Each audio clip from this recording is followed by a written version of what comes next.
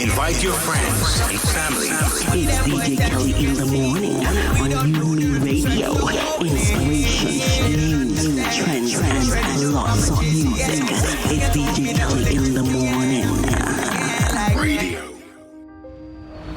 Now it's time for us on UME Radio. You're listening to UME Radio. This is the UME Radio Morning Show with DJ Kelly. And it's now time for our news roundup. It's now, let's see, what time is it? 8:07 in the morning. And it's the New York Times front page we're reading, of course, for sure. And here we go. It's February 21, 2020. Huh. Imagine that, huh? It's 2020. Okay, so in the weather, today, plenty of sunshine, another cold day, high 36. Tonight will be clear, not as cold as last night, low 29. And tomorrow we'll have plenty of sunshine, milder, high 50.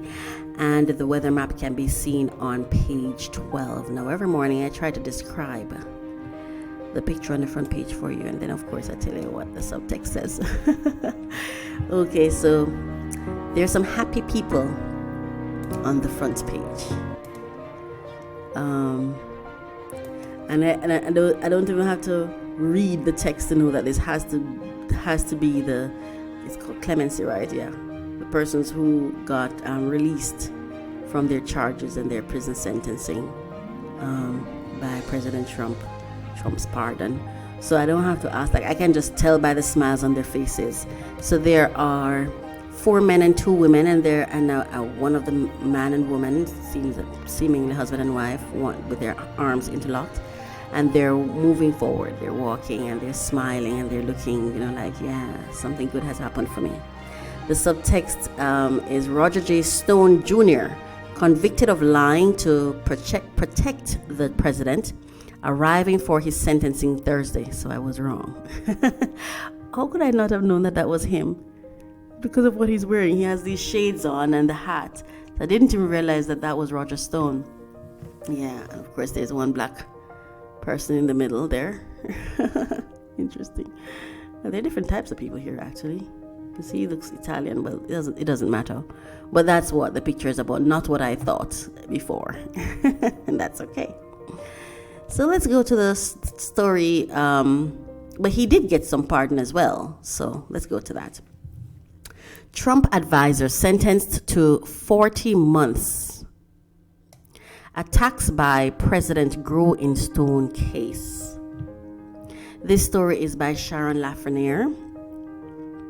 Roger J. Stone Jr., a longtime friend and advisor of President Trump, was sentenced Thursday to more than 3 years in prison in a politically fraught case that put the president at odds with his attorney general, stirred widespread consternation in the Justice Department, and provoked the judge in the case to denounce pressure on the justice system.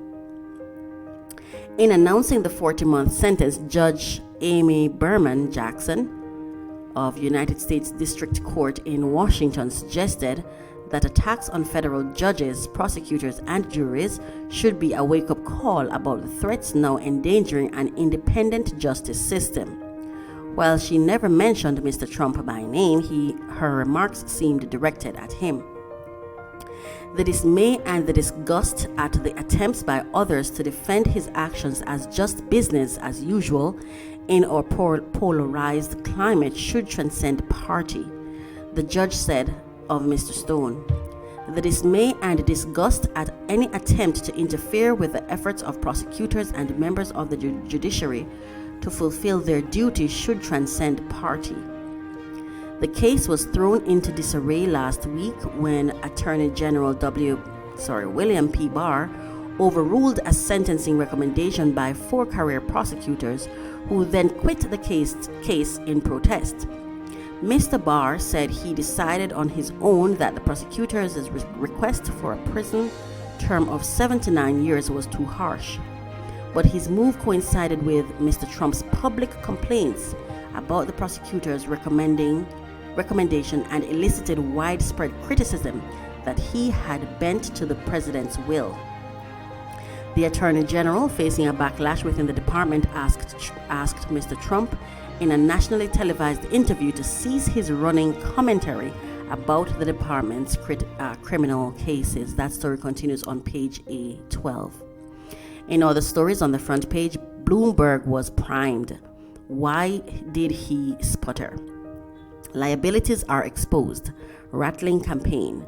This article is by Matt Flegenheimer, Alexander Burns, and Jeremy Peters. Michael R. Bloomberg had put in the hours, his people said, holding mock debate sessions with top aides and meeting at length to prepare in New York and Palm Springs, California.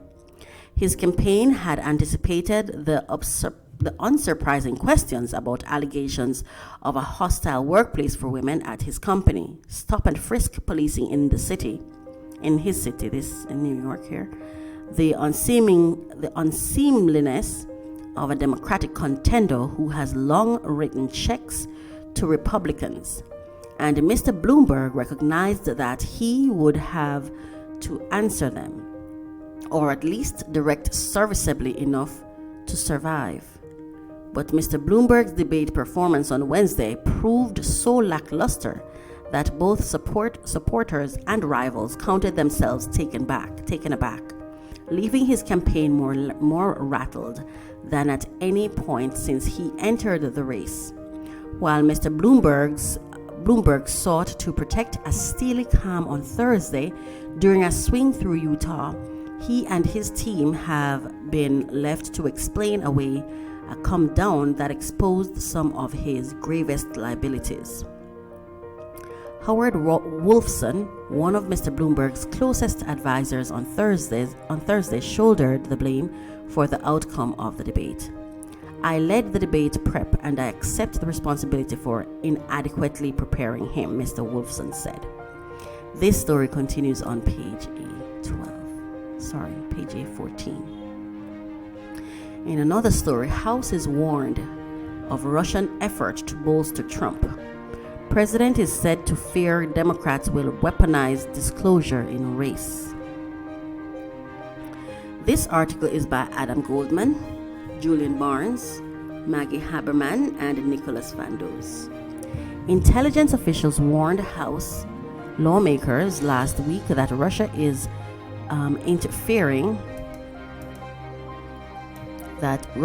interfering in the 2020 campaign to try to get President Trump re-elected. 5 people familiar with the matter said a disclosure to Congress that angered Mr. Trump, who complained that Democrats would use it against him.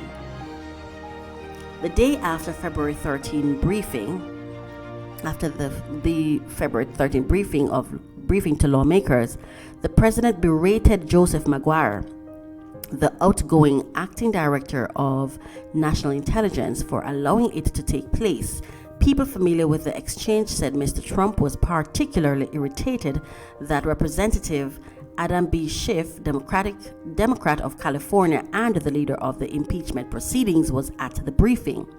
During the briefing to the House Intelligence Committee, Mr. Trump's allies challenged the conclusions, arguing that he had been tough on Russia and that he had strengthened European security. Some intelligence officials viewed the briefing as a tactical error, saying the conclusions could have been derived in a less pointed manner or left out entirely to avoid angering Republicans. The intelligence official who delivered the briefing, Shelby Pearson, is an aide to Mr. Maguire and has a reputation for speaking bluntly. Though intelligence officials have previously told lawmakers that Russia's interference campaign was continuing, last week's briefing included what appeared to be new information that Russia intended to interfere with the 2020 Democratic primaries as well as the general election. That story continues on page A11. Another story on that issue, blaming Kremlin.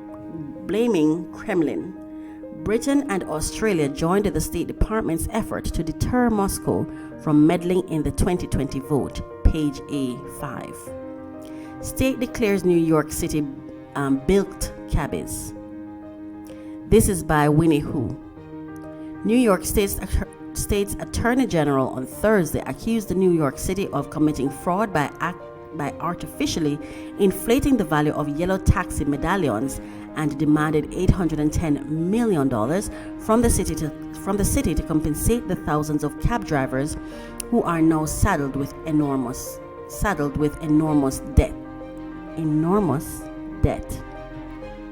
The city's Taxi and Limousine Commission marketed the medallions, city-issued permits required to own a yellow cab, as a solid investment with steady growth, and reaped a profit from the sale of thousands of them at auction at exorbitant prices from 2004 to 2017, according to an investigation by the Attorney General's office. The Attorney General, Letitia A. James, said the city had to provide financial relief to the debt-ridden taxi medallion owners within 30 days, or she would sue for fraud, unlawful profit, and other violations of state law. These taxi medallions were marketed as a pathway to the American dream, but instead became a trapdoor of despair for medallion owners harmed by the TLC's unlawful practices, Ms. James said. The very government that was supposed to ensure fair practices in the marketplace engaged in a scheme that defrauded hundreds of medallion owners, leaving many with no choice but to work day and night to pay off their overpriced medallions. That story continues on page A23. Another story, and there's a picture, two women, one holding a photo of a male. Mourners in Hanau, Germany, where 9 people were killed in Germany City, a racist attack against us all, by Jackie Wing and Melissa Eddy. Hanau, a small city in western Germany, considered itself a melting pot, an island of tolerance. That was before a racist extremist opened fire at a hookah bar Wednesday night, killing 9 mostly young people in Germany's worst attack in recent memory. A working class community just outside of Frankfurt, Hanau was ethnically diverse long before the issue of immigration began tearing apart German politics with the arrival of nearly 1 million asylum seekers 5 years ago. We have lived very peaceably together, said Metin Khan, a 43-year-old of Turkish descent, who said he was a friend of one of the victims, the owner of the midnight bar. That story continues on page page A8.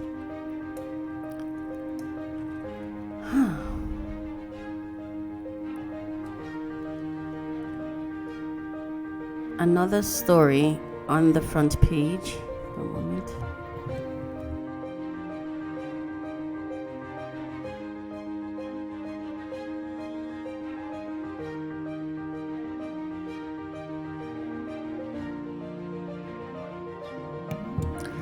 I think there's an event that's being held nearby where I am, so you may be hearing the feedback. Sorry about that, but I'm almost done here, so let me just come wrap this up. Okay, another story on the front page: broken promise of better life after being abused at Willowbrook. This story is by Benjamin Weiser. When the abuse began, Migdalia could not call for help. She was 57, but with the mind of a child. She had never spoken and could not form words. She lived in a Bronx group home with 24 other adults who also were mostly nonverbal and helpless. Bruises started appearing on her arms and legs, what looked like a shoe print on her belly. A state investigation later concluded that she and other residents had been beaten by some of the home's employees. The people who had been entrusted with her care. In Migdalia's case, the abuse represented an especially deep betrayal. Migdalia and thousands like her had grown up in the Willowbrook State School, a notorious institution on Staten Island. For decades, the state used the facility as a warehouse for children. and adults with developmental disabilities. They were left unattended, naked or in rags. Some were strapped in beds or chairs. Others were left to rock endlessly on filthy, locked wards. God.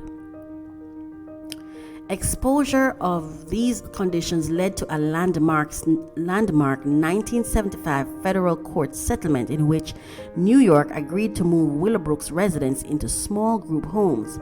The state pledged that each individual had a constitutional right to protection from harm, but that vow has been broken.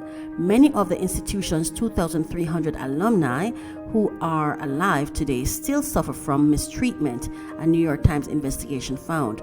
Last year alone, there were 97 reported allegations of physical abuse by group home workers. That story continues on page A22.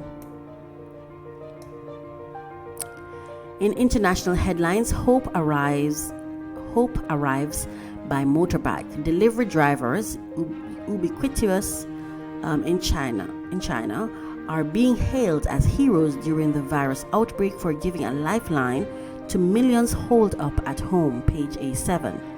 In national headlines, tribes unite against Governor Kevin Stitt's demand for higher fees from Native American casinos in Oklahoma start a feud with powerful tribes, including his own.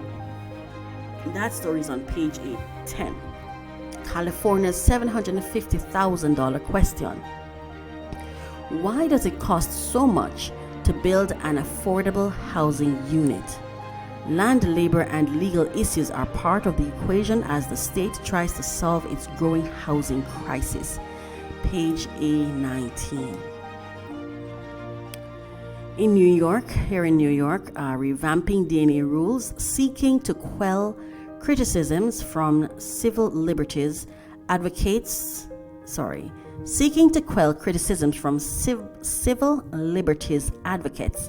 The New York Police Department announced it is overhauling its rules for collecting and using DNA evidence. That's on page 820. In Sports Friday, a longer NFL season, the team owners sent a proposal to players that would expand the playoffs to 14 teams and extend the regular season to 17 games, B7. Obstacles for women in racing, an all-star team of female drivers, including Catherine Legge, below, did well in the International Motorsports Association. Then the money ran out. Page B7, and there's a photo of her below. One last thing. In business, retail pioneer steps away. Leslie H. Wexner, 82, will leave the helm of L Brands and sell its controlling stake in Victoria's Secret. That is on page B1. And that brings us to the end of our news coverage for today, and that was from the New York Times Front Page, which we do every morning to keep you up to date on what is happening.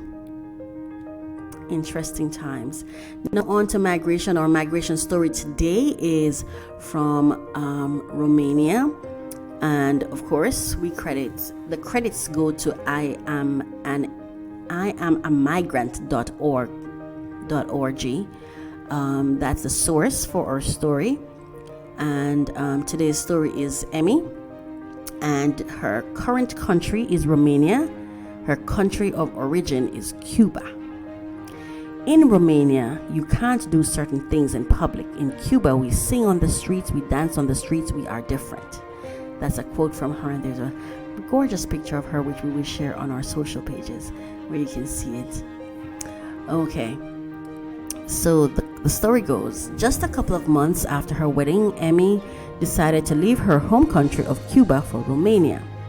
I got married to a Romanian journalist who came to Cuba when I was 18, she said. We separated after 7 years because things didn't work out between us. But I chose to stay in Brazov. At 18, you are just starting your social life. and that is when I had left Cuba. Even though Emmy has been living in Brazil for more than 7 years and considers it her home, she nostalgically recalls the diversity and flavors of Cuban dishes. I miss food from home, she continued. You have just one type of banana in Romania. We have so many in Cuba. Fruits taste differently there. In Cuba, we don't use fertilizers there. I used to make infusions with orange peels, and now I read in the supermarket that it's toxic. An important obstacle that she still faces is the weather. Another one is people's attitudes and mentality. She sees Romanians as being reserved compared to Cubans. It is much warmer back home. People are colder here too. Romanians say that they are warm people, but I think that Cubans are friendlier. Here you can't do this or that in public. In Cuba, we sing on the streets, we dance on the streets. We're different, we think differently. Despite these differences, Emmy enjoys her life in Romania and is determined to stay in the beautiful city of Brasov for as long as she feels welcome. She is very passionate about her medical career, which has brought her nothing but job satisfaction and a sense of achievement. For the moment, I want to stay here. I am working as a nurse at a dental office, and I absolutely love what I do. Emmy also recently moved her mom to Romania from Cuba. She was too far and lonely there, so I moved her to Romania, even though she doesn't like the cold weather here. Wow. But I'm happy she's happy. That was our migration story for today. And on to our consumer tip, our business tip for today. What can gross sales and net sales tell you? Gross sales isn't, and this is courtesy of HubSpot, gross sales isn't a particularly accurate metric when considering the health of a business or its sales processes. If you only consider gross sales separate from the rest of an income statement, you might see a considerable overstatement of a company's sales figures. Net sales is the best, most accurate reflection of the efficacy of a company's sales operations. Deductions are important in understanding how well a business is selling its product or service. If you don't consider them, you might not account for different strategies your sales team is employing or different ways they could be more efficient. The difference between gross sales and net sales can also be a valuable indicator of the quality of a company's product or service. If the discrepancy between the two figures is substantial or consistently growing, there may be issues or deficiencies with the product, making for considerable amounts of returns or allowances. Gross sales and net sales are important metrics to understand, both in relation to and independently of one another. If you're trying to determine whether your business needs to change how it approaches its sales efforts or improve its product quality, you'll likely need to consider both figures.